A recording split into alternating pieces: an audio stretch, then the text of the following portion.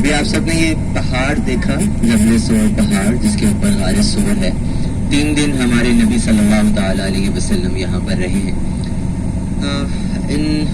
یہ غار سور کا واقعہ جب بھی اس کو کتاب میں پڑھا جائے تو بار بار ابو بکر صدیق رضی اللہ تعالیٰ عنہ کی تعریف کرنے کو دل کرتا ہے کہ انہوں نے ہمارے نبی کا خیال رکھا.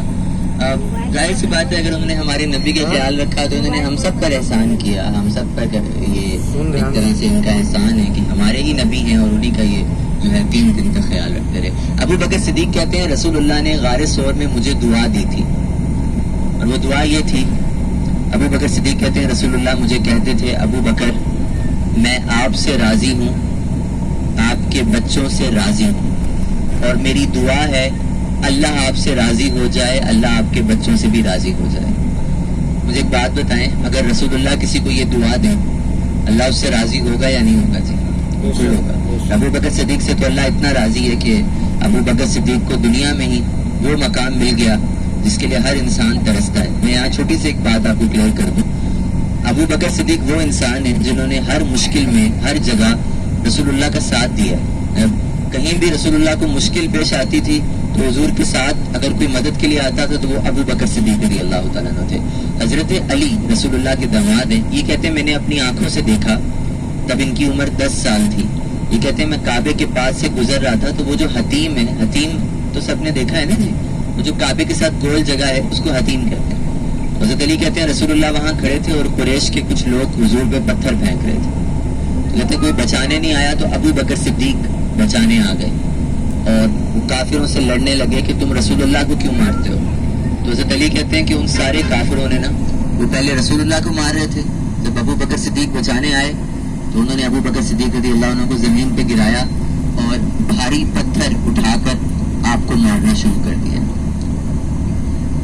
ایک انسان اگر ایسے زمین پہ گرا ہے اور 40 آدمی بھاری پتھر اٹھا کے اس کو مار رہے ہیں، وہ انسان خود کو کتنا بچائے گا جی؟ سمجھ آ رہی ہے جی؟ کب تک بچائیں گے؟ 40 لوگ پتھر پھینک رہے ہیں، کس کس سے بچے گا انسان؟ حضرت علی کہتے ہیں ان سارے لوگوں نے ابو بکر صدیق کو اتنا مارا آپ کے سر پر بھاری پتھر پھینکے. آپ لوگ سوچیں کہ سر پہ کسی کے بھاری پتھر بار بار بجے تو کیا حالت ہوگی. یہاں تک کہ حضرت علی کہتے ہیں کہ اتنا مارا گیا. ابو بکر صدیق سفید رنگ کا کرتا پہن کر آئے تھے. آپ کے جسم سے، سر سے، چہرے سے اتنا خون بہا کہ آپ کے سارے کپڑے خون سے بھر گئے، یہاں تک کہ ابو بکر صدیق رضی اللہ عنہ کی آنکھیں بند ہو گئی. اب حضرت علی کہتے ہیں ان کی آنکھیں بند ہوئی نا تو وہ سارے کافر جو مار رہے تھے وہ یہ سمجھے کہ ابو بکر صدیق کا انتقال ہو گیا، تو وہ ان کو وہیں گرا ہوا چھوڑ کر چلے گئے سارے. اب حضرت علی کہتے ہیں کہ ہم تھوڑے سے مسلمان، اس وقت مسلمان مکے میں 40 کے قریب تھے بس. تو حضرت علی کہتے ہیں ہم سارے مسلمان آئے، ہم نے ابو بکر صدیق کو اٹھایا اور اٹھا کر ان کے گھر لے گئے. گھر لے کر گئے تو میں تھوڑی دیر پہلے نام لے رہا تھا ابو بکر صدیق کی بیٹی کا، حضرت اسماء رضی اللہ تعالیٰ عنہ. وہ کہتی ہیں ابو بکر صدیق گھر آئے تو خون سے بھرے ہیں. تو کہتی میں نے سب سے پوچھا کہ کیا میرا باپ زندہ ہے یا انتقال ہو گیا. تو کہتے ہیں ہم نے جب محسوس کیا تو ابو بکر صدیق کی سانسیں چل رہی تھیں، آپ زندہ تھے. تو اس وقت میں بھی ڈاکٹرز ہوتے تھے، ان کو طبیب کہا جاتا تھا، طبیب کے نام سے. تو وہ بلایا گیا ایک طبیب کو. حضرت اسماء ابو بکر صدیق کی بیٹی یہ کہتی میں تھوڑا سا پانی لے کر آئی اور میں نے ابو بکر صدیق کے چہرے پر خون لگا ہوا تھا، پانی سے خون کو صاف کیا. جو سب سے دکھ والی بات ہے نا وہ یہ ہے، حضرت اسماء کہتی ہیں کہ ان کا جو سر تھا اس پہ کیونکہ خون تھا تو ان کے بال ایسے جم گئے تھے، جکڑ گئے. بالوں میں خون گرے تو کیا ہوگا جی؟ جکڑ جائیں گے. تو حضرت اسماء کہتی ہیں میں نے ایسے بس سر پر ہاتھ پھیرا تو وہ اتنا چوٹیں سر پر لگی تھیں کہ میرے ہاتھ میں، حضرت اسماء کہتی ہیں کہ ابو بکر صدیق کے سر کے بال اور سر کی چمڑی بھی ساتھ میں اتر گئی. یہ اتنی زیادہ تکلیف ابو بکر صدیق نے برداشت کی. یہ میرا بتانے کی 2 مقصد ہیں بتانے کے. پہلا مقصد تو یہ کہ آپ اس چیز سے سمجھیں کہ ابو بکر صدیق نے رسول اللہ کے لیے کیا کیا ہے. صرف ایک غار سور والی بات نہیں ہے، ہر جگہ ہی ایسے ہی ابو بکر صدیق تکلیفیں برداشت کرتے رہے. اور دوسری بات یہ ہے کہ یہ سب کچھ کہاں ہو رہا تھا جی؟ کعبے کے پاس، حتیم. آج میں اور آپ بھی تو ادھر ہی ہیں، وہی کعبہ ہے، وہی حتیم ہے، وہی زمین ہے. ہم یہاں جا رہے ہیں تو ہمارے لیے تو یہاں اے سی چل رہا ہے اور ٹھنڈا زمزم پڑا ہوا ہے. تو اگر مجھے آپ کو یہاں سکون ہے نا تو اس کے پیچھے یہ والی تکلیفیں. اگر ہم یہاں پہ سکون سے عبادت کرتے ہیں تو اس کے پیچھے ہمارے نبی نے اور صحابہ نے جو تکلیفیں برداشت کی ہیں وہ ہیں. ہمیں تو گھر بیٹھے اسلام ملا ہے, ہم بھی مسلمان, ہمارے ماں باپ مسلمان, تو بس ہم صحابہ نے اسلام کے لیے تکلیفیں برداشت کی ہیں. ایسے بہت سارے صحابہ ہیں جو اسلام کے لیے خود بھی شہید ہوئے, پھر ان کے بچے شہید ہوئے, پھر ان کے بچوں کے بچے شہید ہوئے, جن میں حضرت علی رضی اللہ تعالیٰ عنہ, آپ خود بھی شہید ہیں, آپ کے بچے شہید ہیں کربلا میں, آپ کے بچوں کے بچے بھی شہید ہوئے. تو یہ صحابہ نے اسلام کے لیے برداشت کیا. اور ابو بکر صدیق رضی اللہ تعالیٰ عنہ, یہ آپ کی تکلیفیں ہیں ساری. میں ایک اور بات کرتا ہوں پھر میری بات ختم ہو جائے گی. رسول اللہ صلی اللہ علیہ وسلم نے فرمایا تھا, حضور نے فرمایا, آپ سب کی توجہ ہے میرے ساتھ, نیند تو نہیں آ رہی نا کسی کو بھی, سنیں جی. رسول اللہ نے فرمایا تھا, دنیا میں جس نے بھی مجھ پر احسان کیا, حضور نے فرمایا میں نے اس کے احسان کا بدلہ دے دیا. لیکن رسول اللہ فرماتے ہیں کہ ابو بکر نے اسلام پر اتنے احسان کیے ہیں کہ ابو بکر کے احسان کا بدلہ قیامت کے دن اللہ ابو بکر کو دے گا. یہ حضور نے فرمایا. اچھا, ابو بکر صدیق کو دنیا میں کیا ملا؟ اتنا کچھ آپ نے کیا ہے, سب کچھ تو قیامت میں ضرور ملے گا, لیکن دنیا میں بھی کچھ ملا ہے آپ کو.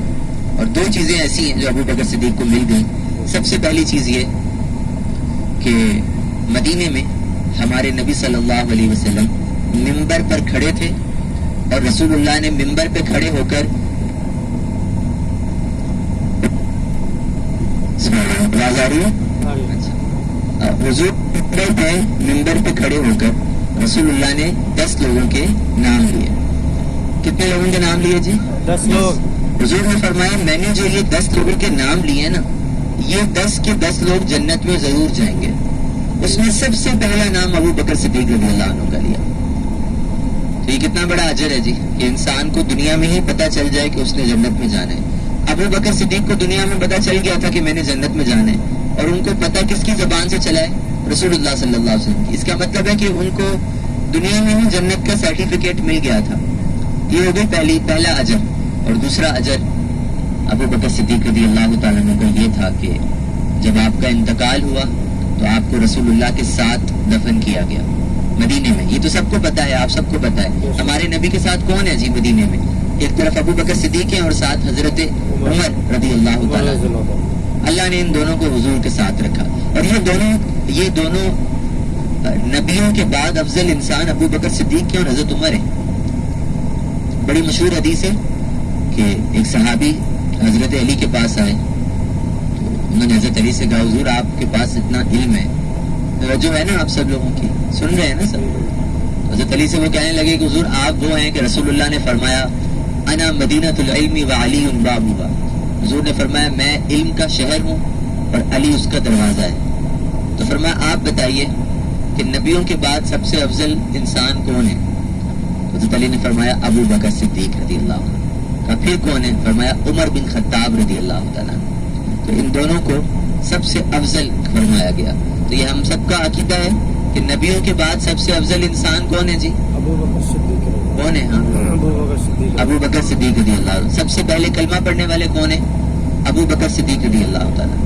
اور ابو بکر صدیق کے بعد افضل کون ہے؟ حضرت عمر رضی اللہ تعالیٰ. اچھا, حضرت عمر کے بارے میں چھوٹی سی ایک بات بتاؤں. حضرت عمر پہلے مسلمان نہیں تھے, ان میں بڑا جلال تھا, غصہ تھا, لیکن پھر اللہ کی رحمت سے تو انہیں کلمہ پڑھا, یہ مسلمان ہوئے.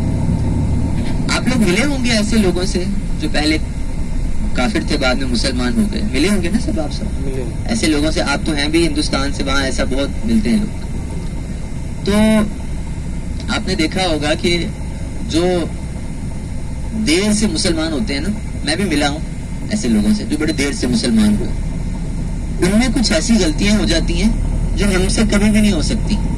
ایک مثال ہے, ہم نماز شروع کرتے ہیں, ہم لوگ سورہ فاتحہ میں تو غلطی نہیں کرتے نا جی, الحمدللہ رب العالمین الرحمن الرحیم مالک یوم الدین. اور قرآن کی کسی صورت میں غلطی ہو سکتی, اس میں نہیں ہوتی, کیونکہ یہ ہماری عادت بن گئی ہے. تو آپ دیکھتے ہیں جو دیر سے مسلمان ہوتا ہے نا, اس کی عمر 40 سال کی ہوگی نا, تو وہ کہتے ہیں ہم سے غلطی ہو جاتی ہے اب کیا وجہ ہے؟ کیونکہ وہ دیر سے مسلمان ہوئے, ان کو بہت دیر لگتی ہے اسلام کو صحیح طرح سمجھنے میں. آپ لوگ سن رہے ہیں, حضرت عمر آپ نے کلمہ پڑھا, کچھ سالوں کے بعد آپ ایسے مسلمان بن گئے, مطلب کچھ ہی سالوں میں آپ نے اسلام کو اتنا اچھے سے سمجھ لیا کہ رسول اللہ نے فرمایا اگر میرے بعد کوئی نبی ہوتا تو وہ عمر ہی ہوتا. سمجھ آئیے آپ لوگوں کو بات؟ کیسے مسلمان بنے کلمہ پڑھنے کے بعد؟ تو حضور نے فرمایا اگر میرے بعد کسی کوئی نبی آنا ہوتا نا تو وہ یہ عمر ہوتا میرے بعد نبی. لیکن حضور نے فرمایا میرے بعد کوئی نبی نہیں ہے، میں آخری نبی ہوں. اور یہ ہمارا متفقہ عقیدہ ہے کہ رسول اللہ آخری نبی ہے، حضور کے بعد کوئی نبی نہیں ہے. اچھا یہ بات ویسے تو ہر مسلمان کو پتا ہے، پتہ نہیں کیوں آج بھی دنیا میں ایسے لوگ ہیں جو رسول اللہ کے بعد اور لوگوں کو نبی مان لیتے ہیں. میں آپ کو صحیح بتاؤں یہ فتنہ ہے، اور یہ ہے، اور اللہ پاک اس سے بچائے. یہ بڑھتا بھی نظر آ رہا ہے. شاید آپ میں سے کسی کو پتا ہو قادیانی ایک فتنہ ہے. پتا ہے جی کسی کو؟ سنا ہے کسی نے؟ یہ رسول اللہ کے بعد کسی اور کو نبی مانتے ہیں. اپنے بچوں کو بتائیں کہ حضور کے بعد کوئی نبی نہیں، ہم آخری نبی کی امت ہیں، آپ کوئی نبی نے نہیں آنا. بس اگر آنا ہوتا تو حضور نے خود کیا دیا، وہ حضرت عمر ہو جاتے جی اگر کوئی آنا ہوتا تو، لیکن ہے ہی نہیں کوئی. اللہ ہمیں دین کو صحیح طرح سمجھنا نصیب فرمائے. انشاءاللہ اب ہم ایک اور زیارت کریں گے. اب ہماری جو اگلی زیارت ہے وہ میں نے آپ کو میں بتانے لگا ہوں. میں نے آپ کو بتایا تھا ہم وہاں جائیں گے جہاں پر حج ہوتا ہے. سنا تھا نا سب نے جی؟ تو وہ 3 جگہیں جہاں پر حج ہوتا ہے، مینا، عرفات، مزدلفہ. یاد رہیں گی تینوں جگہ جی؟ مینا، عرفات، مزدلفہ. اور انشاءاللہ ہم لوگ تینوں جگہوں پر جائیں گے. سب سے پہلے ہم جا رہے ہیں عرفات میں. ہم کہاں جا رہے ہیں جی؟ عرفات میں. عرفات میں جائیں گے، پھر انشاءاللہ مزدلفہ اور مینا میں بھی جائیں گے. آپ کے سیدھے ہاتھ پر جو آپ کو یہاں یہ درختوں والا میدان نظر آ رہا ہے، یہ سب اندر عرفات کا میدان ہے. ہم اس کے اندر چلیں گے، ابھی اندر جائیں گے، اندر رکیں گے. لیکن اندر جانے سے پہلے میں آپ کو کچھ باتیں یہاں بتا دیتا ہوں. میں چاہتا ہوں سب لوگ توجہ کے ساتھ ان باتوں کو سنیں. میں نے جو آپ کو 3 نام بتائے، مینا، عرفات اور مزدلفہ، اس میں جو مینا ہے، حاجی کا مینا میں جانا سنت مؤکدہ ہے. مینا میں جانا کیا ہے جی؟ سنت مؤکدہ. مزدلفہ میں جانا ہے واجب، اور عرفات میں جانا ہے فرض. اور جب تک حج کا فرض نہیں ہوگا تو حج بھی نہیں ہوگا. ایک حاجی بنتا ہی تب ہے جب وہ عرفات میں جاتا ہے.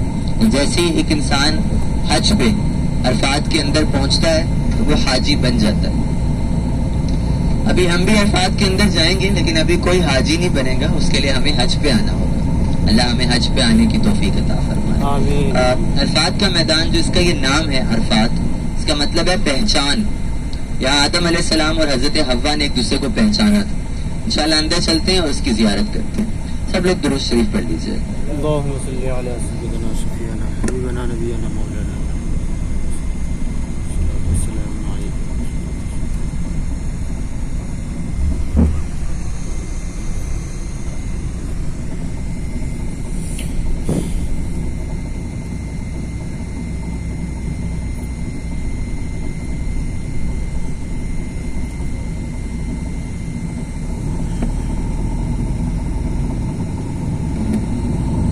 ابھی بس مڑ گئی ہے اور یہاں اندر سارا عرفات کے ٹائم کے اندر. اچھا یہاں عرفات کے اندر جا رہے ہیں تو ایک بات اور بھی سن لیجیے. عرفات کے اندر نا ایک جگہ ہے جہاں ہمارے نبی نے نماز پڑھی تھی، ایک جگہ ہے جہاں رسول اللہ نے دعا کی تھی. ہم ان دونوں جگہوں پہ جائیں گے. جہاں حضور نے نماز پڑھی تھی وہاں نماز پڑھیں گے، جہاں دعا کی تھی وہاں دعا کریں گے انشاءاللہ. صحیح ہے انشاءاللہ جی؟ انشاءاللہ. اچھا بہت سارے مسلمان ایسا سوچتے ہیں کہ حشر کا میدان عرفات میں ہوگا. ایسا نہیں ہے. یہ بہت مشہور ہے لیکن ایسا ہے نہیں. حشر کے میدان کے بارے میں رسول اللہ کی حدیث ہے جس میں حضور نے فرمایا کہ جو حشر کا میدان ہے نا وہ ملک شام کی زمین پر ہوگا. کہاں ہوگا جی؟ ملک شام، سیریا. آج کل سیریا کہتے ہیں اس کو، تو وہاں ہوگا. اللہ ہمیں دین کو صحیح طرح سمجھنا نصیب فرمائے. ایسی بہت ساری باتیں جو پتہ نہیں کہاں سے.